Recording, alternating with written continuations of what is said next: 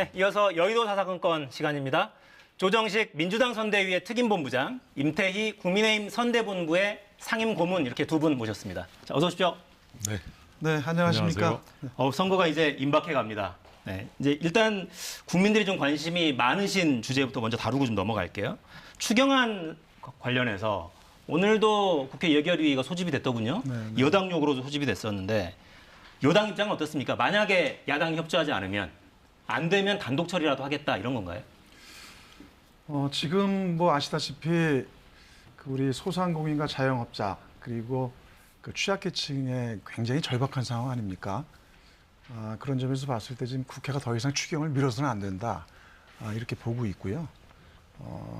지금 양당 간에 또는 여야정 간에 합의가 안 되고 있지만 빨리 절충점을 찾아서 최선을 다해서 해야 되고 그리고 특히나 이제 이번에 추경을 만약에 넘기게 되면 대선 이로 넘어가는 건데. 그럴 가능성이 크죠. 네네네. 그렇게 되면은 사실은 대선 때문에 이 민생 고통을 외면하는 게 되기 때문에 접점을 찾아야 된다 빨리. 그런 데서 국민의힘에서 보다 좀 전향적으로 협조를 해주셔야 된다고 생각을 합니다. 그래서 네. 그러니까 우선은 합의 가능한 만큼 하고 또 만약에 부족한 게 있으면은 그거는 대통령 선거가 끝난 이후에 2차 추경을 하면 되거든요. 새 정부 출범 후에 재추경을 해도 되지 않느냐. 그러면 그래서 그런 점에서 이제 이재명 후보도 만약에 부족한 게 있다라면은 그 긴급 재정 명령권을 동원을 해서라도 하겠다 이런 입장도 밝혔고 그렇기 때문에 빨리 우선 추경을 빨리 처리를 해야 된다 이렇게 말씀드릴 수가 있습니다. 네. 지금 오늘 여당 분위기를 보면 오늘 일단 예결위를 소집을 해서 논의를 좀 하자라고 이야기를 했고. 근데 예결위원장이 간사간 협의를 요구하면서 일단 정해된 상태예요. 네. 국회의장을 만나서도 좀 압력을 행사해달라, 노력해달라 이런 이야기를 계속 하더라고요. 네. 어떻게 대응하실 계획입니까, 야당?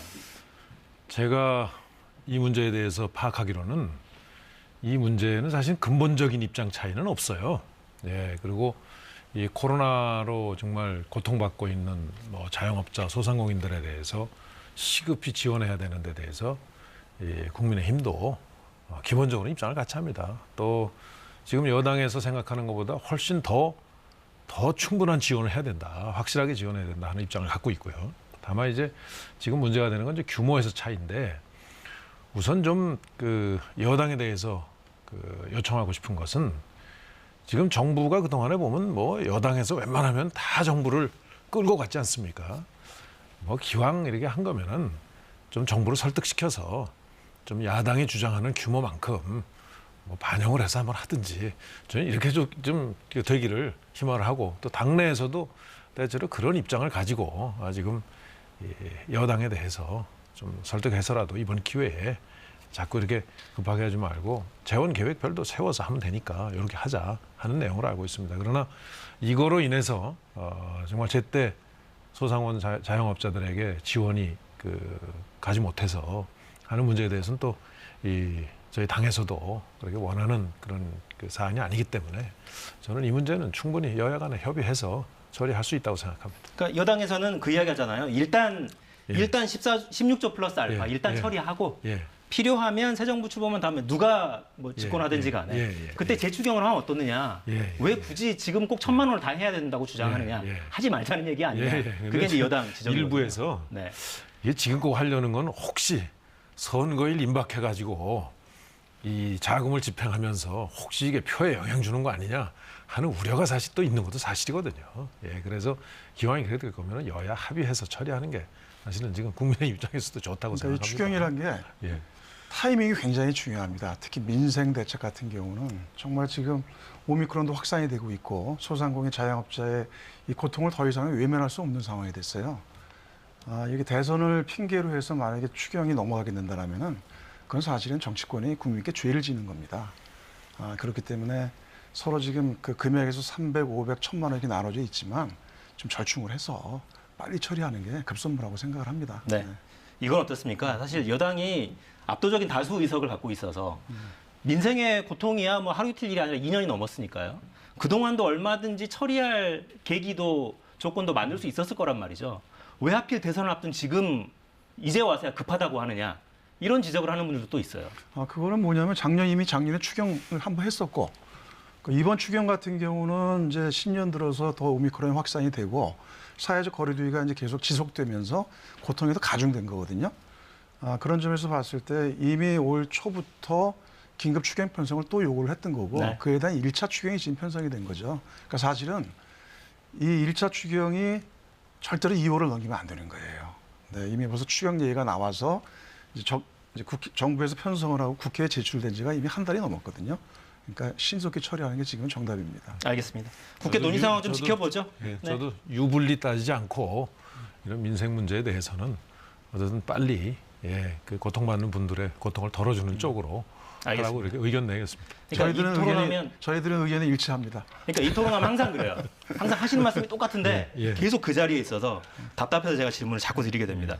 일단 여당은 월요일 본회의에 가능하면 직권상정이라도 해달라 이렇게 요구하고 있는데 국회의장이 어떤 반응을 보일지 지금 이 시각에도 아마 예결위 여야 간사들이 논의를 하고 있을 텐데 예결위 차원의 논의는 또 어떻게 되는지 좀 지켜보시죠. 네, 선거 이야기로 좀 넘어가겠습니다. 유권자들이 판단을 여러 가지를 들고 하실 텐데 오늘은 정책 이야기를 좀 하겠습니다. 선관위에 왜 10대 공약 제출하잖아요. 그중에 이 공약을 좀 소개하고 싶다. 이게 가장 중요하다고 여당부터 먼저 기회를 드리겠습니다. 이제 여야의 모든 후보들이 다 공약, 10대 공약도 발표하고 그랬는데 지금 이재명 후보가 발표한 공약 중에서 보면 우선 제일 먼저 첫 번째 공약은 그러니까 코로나 위기에 대한 국난 극복입니다. 네. 그래서 이제 이재명 후보가 직접 코로나 위기 극복을 위한 총사령관이 되겠다 이렇게까지 이제 천명을 하고서 저희들은 그걸 가장 큰 공약으로 보고 있고요. 그리고 이제 다른 후보와의 공약과 비교해 봤을 때 이재명 후보만이 할 수 있는 공약이 하나가 있는데 국가 균형 발전입니다. 네, 그러니까 지금 이 대한민국의 지방 소멸 위기가 있지 않습니까? 그런 점에서 어쨌든 대한민국의 지속 성장을 위해서는 국가 균형 발전이 대단히 중요한데 이것을 국정의 핵심 과제로 삼아서 이것을 강력하게 추진하겠다. 이제 그런 것들이고 실제로 이재명 후보는 경기도지사 시절에 이 경기 북부에 대한 균형 발전을 위해서 꽤 많이 공을 들였어요. 실제 남부에 있었던 공공기관의 15개를 북부로 이전을 시켰거든요. 그에 대한 이미 성과도 있었고 그에 대한 강력한 의지를 갖고 국가 균형 발전은 믿으셔도 된다 이렇게 말씀드리겠습니다. 네, 국가 균형 발전은 이재명 후보만 할 수 있다 이렇게 말씀하셨어요. 어떻습니까? 예.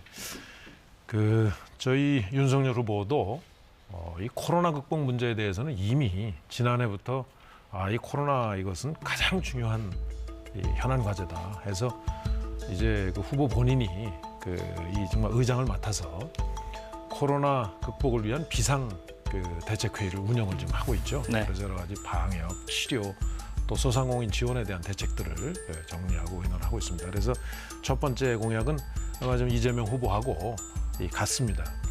지금 저희 좀 특기할 만한 공약은 지금 우리 여러 가지 국가 발전 등 과정을 보면 윤 후보의 인식은 기업들은 이미 세계적인 수준으로 상당한 이 수준에 가 있다 하는 인식입니다. 다만 지금 정부나 정치가 이제 그걸 못 따라가는 이런 문제를 느끼고 있는 거죠. 그래서 우선 정치도 여러 가지 이제 이번 과정을 통해서 정권 교체를 통해서 이제 개혁하는 건 물론이고 정부가 이제 과학적이고 좀 더 합리적인 정부가 돼야 된다 해서 디지털 플랫폼 정부를 지금 계획을 하고 있습니다. 그 디지털 플랫폼 정부는 수많은 그런 정부의 데이터가 이제 공개되고 또 칸막이가 열버짐으로 해서 많은 아마 민간 기업들의 데이터를 빅데이터를 기반으로 한 여러 가지 사업들이 저는 파생될 거로 이렇게 기대를 하고 있습니다. 네. 두 번째는 이 저출산 고령화 문제가 특히 심각한데 특히 저출산 문제는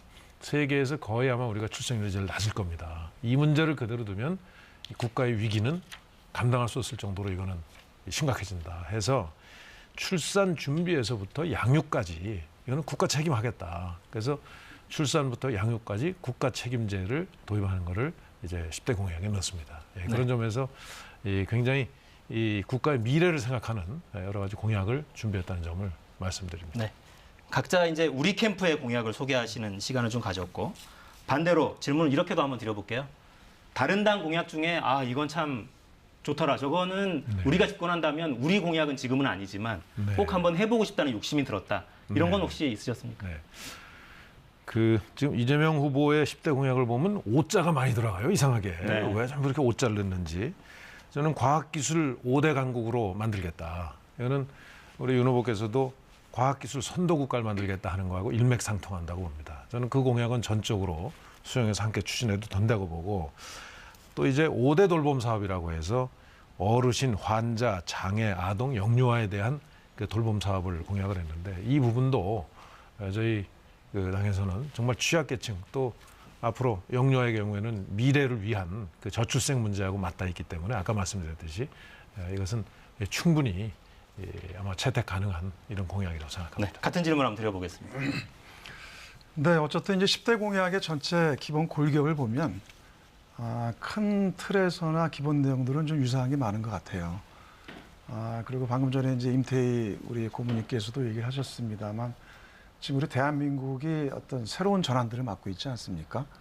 그러니까 코로나 팬데믹이라든가, 그다음에 이제 기후 변화, 기후 에너지 문제라든가, 그다음에 4차 산업혁명에 대한 이런 전환, 그리고 또 우리 사회에 또 현재 우리가 극복해야 될 그런 양극화 문제, 또 이런 데에서 우리가 이제 새로운 성장들을 해야 되는데, 또 새로운 성장과 새로운 성장 동력을 만들어 가는데, 다음에 구성될 새로운 정부가 여기에 심혈을 기울이고, 아까 말씀드린 디지털 전환 좋은 얘기거든요.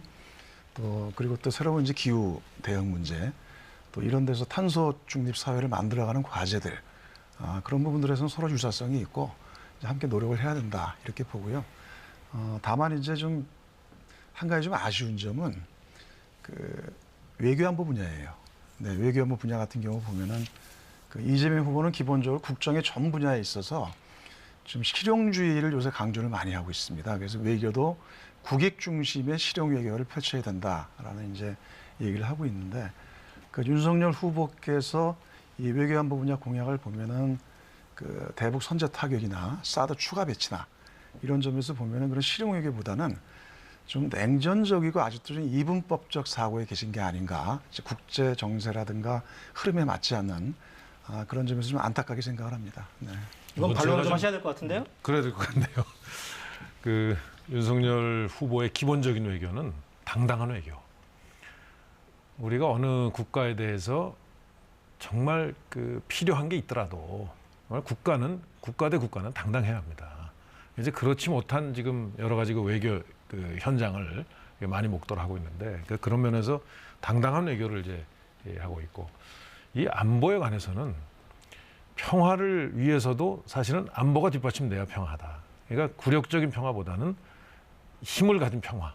그래야 정말 당당한 또 이 관계가 가능한 거죠. 그래서 지금 말씀하신 대로 이 선제 타격이나 이런 거는 그 국방 매뉴얼에도 그렇게 나온 거예요. 그건 별게 아니고, 그건 그 제가 보기에는 자꾸 이런 그 공약에 대해서 마치 무슨 위기를 조장하는 것처럼 이렇게 하는데, 국가의 매뉴얼에 나와 있는 그 부분을 강조한 겁니다, 이거는. 그리고 정말 우리가 공격받을 게 명확하다면 우리 방어를 위해서, 우리의 국민의 재산과 생명을 보호하기 위해서 취할 수 있는 모든 조치는 다 해야 되는 거 아닙니까? 물론 그 상황까지 가지 않도록 하는 게 기본적인 목표입니다. 그 점에 대해서. 다만 이제 저희는 안보에 대해서는 어쨌든 이 가장 최악의 생태를 감안해서 우리가 항상 이 평화를 위해서도 힘이 있는 그런 안보로 가야 된다 하는 입장을 발표한 거다, 이렇게 이해를 해주면 좋겠습니다. 네. 재발론하시겠습니까? 네, 아무튼 그 뭐 이제 지금 말씀도 주셨는데, 그 국가 지도자가 할 수 있는 말과 그다음에 안보에 있어서 어떤 군에서의 국방 계획과는 또 별개의 문제거든요. 당연히 우리 군은 이제 국방 안보를 위해서 그에 대한 준비를 철저히 대비하고 그 매뉴얼에 다 나와 있는 얘기인 건 맞습니다. 근데 이제 국가 지도자의 말 한마디 한마디는 국제적인 정세라든가 그다음에 여러 가지 정치, 경제, 사회적인 영향에 영향을 미치게 돼 있거든요. 그리고 이제 특히나 이 사드 추가 배치 같은 경우는 그 브룩스 주한미군 사령관도 이에 대한 추가 배치 필요가 없다고 했어요. 그리고 이제 이 우리 국가적인 그 경제 문제라든가 특히 여러 가지 한중 관계 문제라든가 이런 데에서 굉장히 큰 사실은 악영향을 미칠 사안이거든요. 이에 대한 부분들은 굉장히 아주 그 신중하면서도 국익을 중심으로 바라보면서 이것들은 조절을 해가야 할 문제이지 그런 부분들을 이렇게 메시지나 말로서 툭툭 던지는 것은 굉장히 사실 위험한 사고라고 생각을 합니다. 네. 국민들께서 판단하시겠죠? 국익을 그렇죠. 앞세우는 예, 당당한 외교냐, 실용적이고 신중한 이런 정책이냐 판단하실 것 같습니다. 자, 지금 대선 상황으로 좀 넘어가 보겠습니다. 양강 후보들 어제 오늘 유세 모습 저희 영상으로 준비했습니다. 보시겠습니다.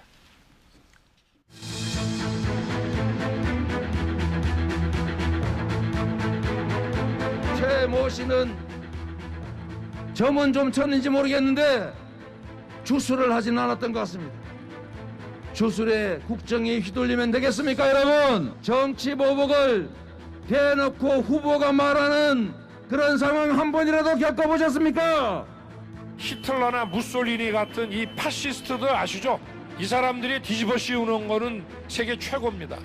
지정에 관계없이 국민을 약탈한 행위들은 벌을 받아야 되는 것이지 그걸 정치 보복이라고 국민을 속입니까?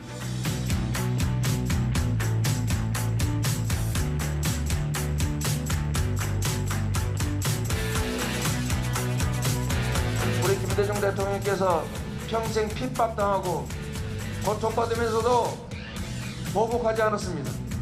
그런데 어느 나라, 어느 역사에, 세상에 국가의 최고 지도자가 되겠다는 사람이 대놓고 정치 보복하겠다고 합니까? 지금도 이러는데 실제로 권한을 가지면 어떤 일이 벌어지겠습니까, 여러분?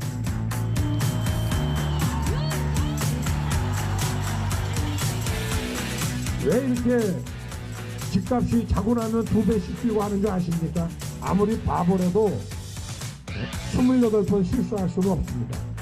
이거는 일부러 그런 겁니다. 일부러. 집 없는 사람과 있는 사람을 갈라치게 하는 겁니다. 이게. 네, 이재명 후보가 다른 지역 돌 때는 이렇게 양복 정장 차림이었는데 호남 지금 1박 2일 행보 이어가고 있는데요. 당 색깔이 들어간 점퍼를 입었습니다.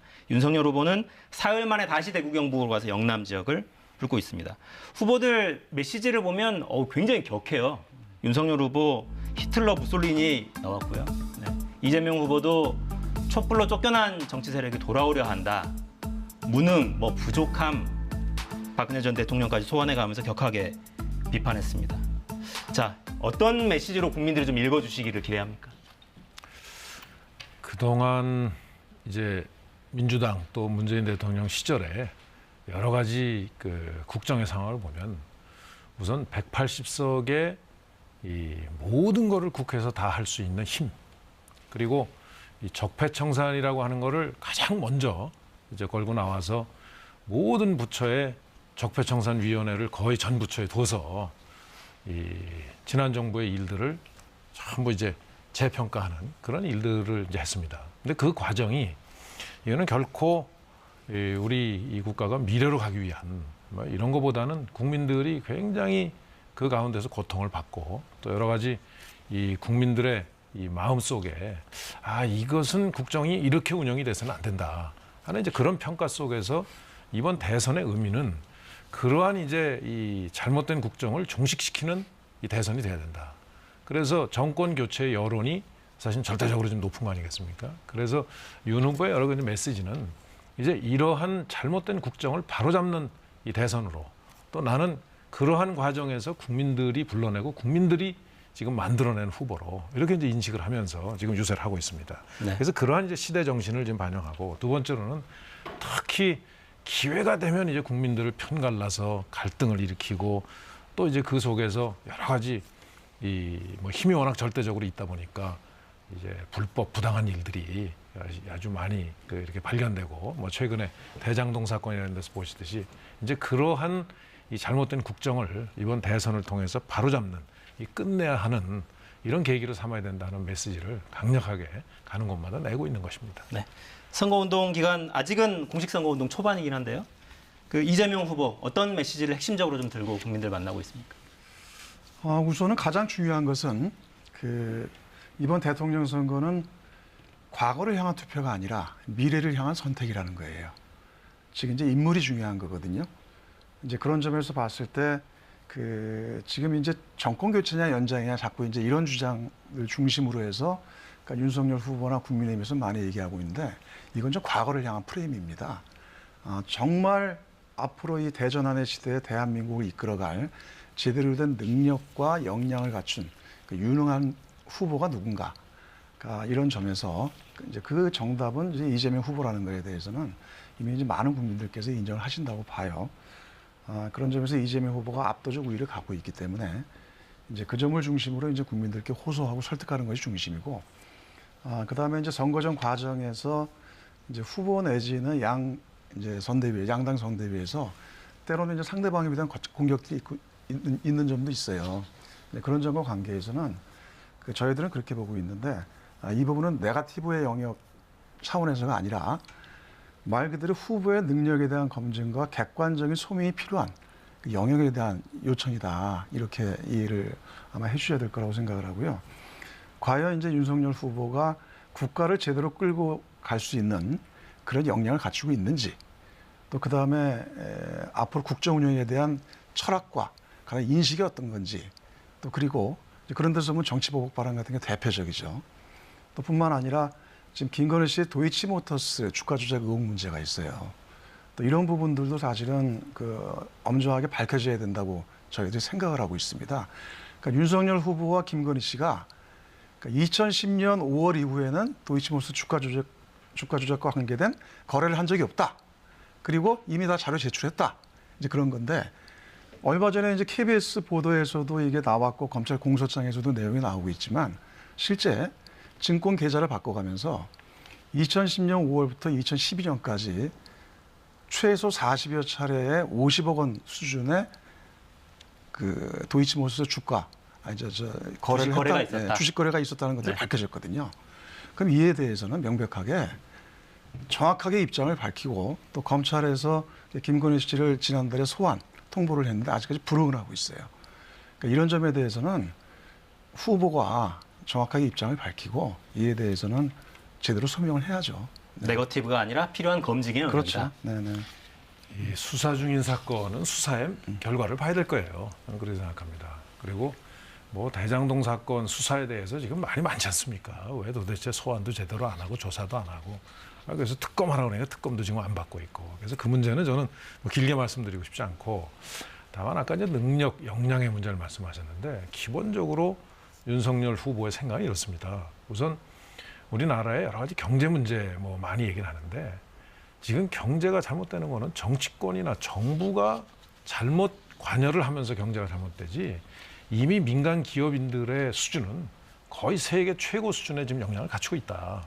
그 민간 부문이 세계 최고의 역량을 발휘하도록 사실은 뒷받침해 주는 것이 정치권과 정부의 역할이지, 뭘 그걸 이렇게 해라 저렇게 해라 하는 거는 옳지 않다 하는 기본적으로 생각을 갖고 있습니다. 그러면 정부, 정치권이 할 일은 뭐냐? 바로 그 기업들의 발목을 잡는 거를 새롭게 고치고, 그래서 디지털 플랫폼 정부도 그래서 나온 겁니다.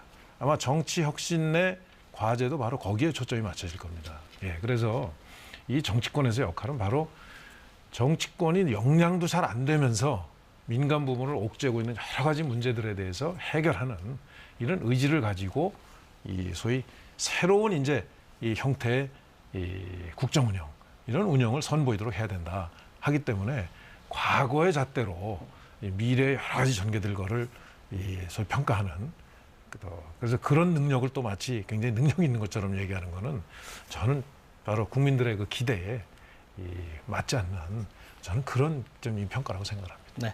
선거운동 초반에 어떤 메시지를 국민한테 전하고 싶은지 이게 좀 드러난 것 같네요. 자, 판세 이야기를 좀 해볼까요? 저희 그래픽 만들어 놓은 걸 좀 올려주시죠. 자, 대선 후보 지지도 조사, 최근 조사입니다. 이렇게 나왔어요. 35.2 대 39.2. 연령별로 나누면 이렇습니다. 40, 50대에서는 이재명 후보가 앞서고, 다른 연령층에서는 전반적으로 윤석열 후보가 앞서죠. 지역별로 보면 이렇습니다. 서울에서 30대 41.8, 대구 경북, 광주 전남은 압도적으로 양쪽으로 차이가 나고요. 부울경을 보면 31대 43이고 인천 경기 박빙입니다. 네, 방송 3사가 의뢰한 조사 결과고요. 자, 오늘 나온 갤럽 여론조사는 이렇습니다.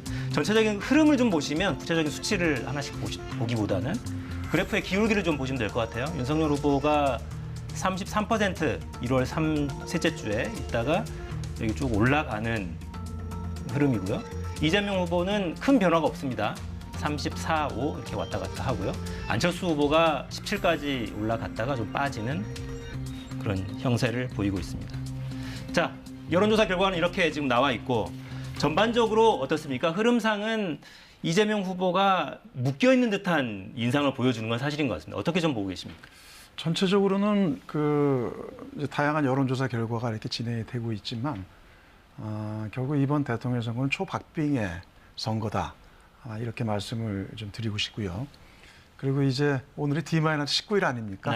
네. 그렇기 때문에 이제 앞으로 이제 그동안 입장을 아직 결정하지 못하셨던 그러니까 이제 유권자들께서 특히 중도층, 부동층이 입장을 결정해가는 단계가 됐다고 생각을 해요. 물론 이제 양 진영이 좀 더 결집을 하겠지만 그런 데서 이게 점점 좁혀질 거라고 생각을 하는데 특히 우리 대한민국의 또 현명하신 유권자이신 이제 부동층의 생각은 이 선거 막판에 갈수록 야 이제 앞으로 이게 미래를 향한 이 대한민국을 뽑는 선거인데 어느 후보가 좀 더 제대로 준비가 돼 있고 잘할 사람인가? 그러니까 이에 대한 아주 신중하고 깊은 고민을 할 거라고 보거든요. 이제 그런 점에서 보면은 역시 이재명 후보가 역시 대통령감이다. 라는 점에서는 기본적 공감이 있다고 생각을 해요. 그런 데서 우리 대한민국의 집단지성이 발휘될 것이다. 이렇게 생각을 하고요. 특히나가 이제 선거 막판에 하나의 변수 중에 하나가 오미크론입니다. 코로나 확산인데 네. 이 코로나 확산 같은 경우는 전 국민에게 모두 영향을 미칠 것이기 때문에 다음에 어떤 지도자와 어떤 국가의 이제 다음 대통령이 오미크론을 제대로 대응할 수 있는가에 대한 판단들을 하실 거라고 봐요. 그런 점에서 보면 이제 이재명 후보는 지난 경기도 도지사 시절에 그 코로나 초기에 아주 굉장히 신속하면서도 모범적인 대응을 했거든요.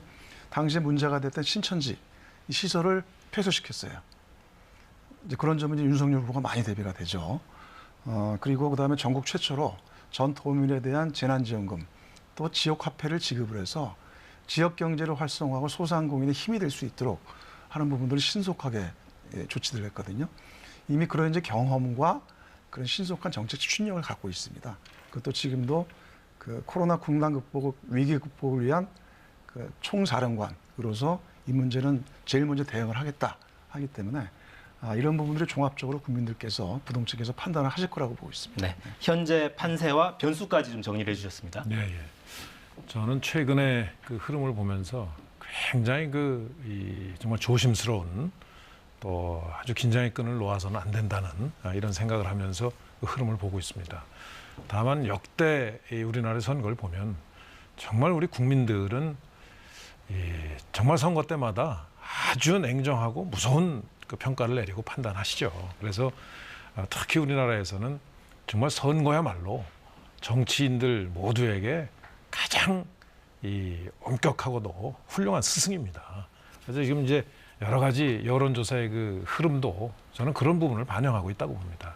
누가 뭐 어떻다 평가는 사실은 국민들이 더 잘하시는 거예요. 그래서 아마 대체로 그동안에 이제 이제 선대위 또 후보가 이제 정치권에 처음 들어오면서 여러 가지 그 정리되지 않은 이런 초기의 혼선들이 이제 시간이 지나면서는 안정이 되고 국민들께서 여러 가지 좀 마음을 정하지 못하고 있다가 그 뒤에 이렇게 진행되는 거 보니까 상당히 안정감도 있고 잘하고 있구나 하는 평가를 하기 때문에 아마 대체로 지금 이제 저는 흐름을 보이고 있다고 봅니다. 다만 이제 앞으로 선거까지 그런 과정에서도 조금이라도 방심을 하거나 조금이라도 예를 들면 국민들이 볼 때 오만하거나 마치 다 된 양 무슨 오만해지거나 하는 거가 가장 경계해야 될 것이죠. 그래서 이제 선거 운동에 참여하는 모든 참모들, 후보 주변은 물론이고요. 그런 사람들이 정말 유의하면서 또 국민들께서 그동안에 정말 비판하시고 또 주문하시는 여러 사항들을 반영해 나가면 저는 저 흐름이 그래도 계속 유지되지 않을까 하는 기대 그리고 또 그렇게 좀 저희들은 하고 싶습니다. 알겠습니다. 미묘하지만 흐름을 어떻게 보는지도 좀 보이는 것 같네요. 실수를 경계하는, 오만을 경계하는 게 한 박빙 우세에 서 있다. 좀 유리하지 않느냐 이런 해석이 좀 보이는 것 같습니다. 자, 심상정 후보도 이틀째 영남 지역 공략 계속하고 있고요.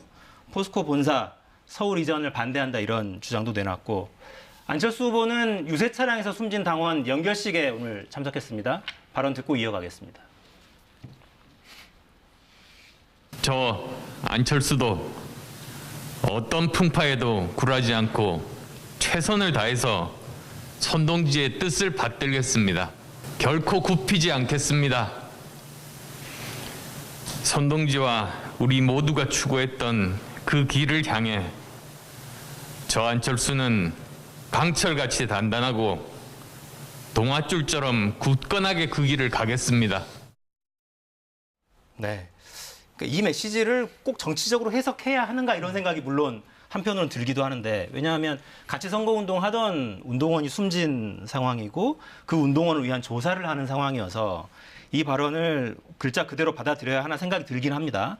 하지만 표현이 눈에 들어오긴 해요. 강철같이 단단하고 동아줄처럼 굳건하게 걸어가겠다. 단일화 이야기가 계속 나오고 있는 상황이어서 일단 빈소에 후보들이 다 가서 위로를 같이 하기도 했었고 단일화 논의는 어떻게 흘러갈 걸로 보십니까? 내부에서 논의가 좀 진행이 됩니까 지금? 이 단일화는 이미 이제 안철수 후보는 그 입장을 내놨고 또 그 문제에 대해서 어쨌든 그 저희 국민의힘에서도 정권 교체라고 하는 그래서 야당의 단일화를 요구했던 거 아니겠습니까? 다만 이제 방법론에 있어서 조금 지금 그 명확하게 이제 정리가 안 되고 있는 부분이죠. 그러나 워낙 이 정권 교체를 위한 이 어떤 그 방향성에서 공감을 하기 때문에 저는 단일화 문제는 후보와 후보가 결국 만나서 타결할 것으로 이렇게 생각합니다. 두 후보 간의 직접 담판 형태로. 예. 다만 이제 오늘 이 참 안타까운 장면인데 이 안 후보께서 어쨌든 저런 그 불의의 사고에 저는 뭐 여러 가지 그 아픈 마음을 담아서 한 멘트로 생각을 하고 저기에 대해서는 정치적으로 해석하는 것은 옳지 않다고 좀 생각하고 있습니다. 알겠습니다.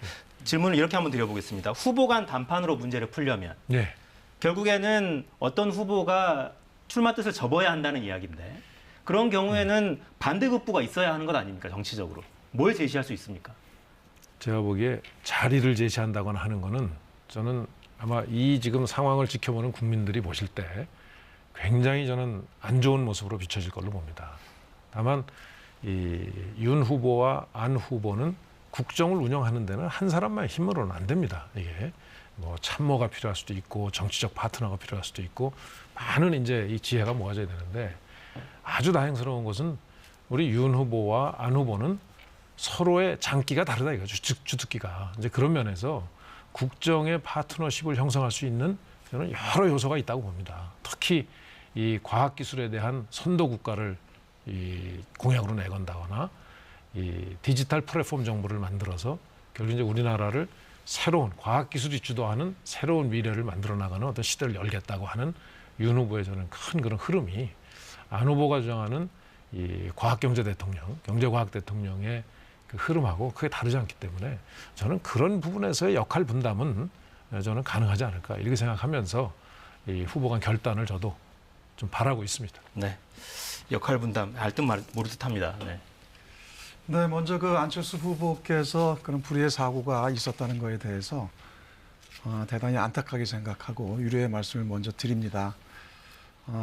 다시 이제 선거전에 복귀를 하시면서 그 단일화 논의가 다시 이슈가 될 수 있는데 저희가 보기에는 결론적으로 말씀을 드리면은 단일화 성사 어렵다고 봅니다. 야권 후보 단일화 어렵다. 네네네.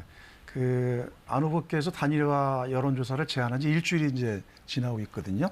되고 있는데 그 국민의힘에서 바로 단일화 여론조사에 대한 제안을 거부하고 이제는 사실상 여론조사할 시간이 없다. 이런 식으로 좀 뭉개고 있어요.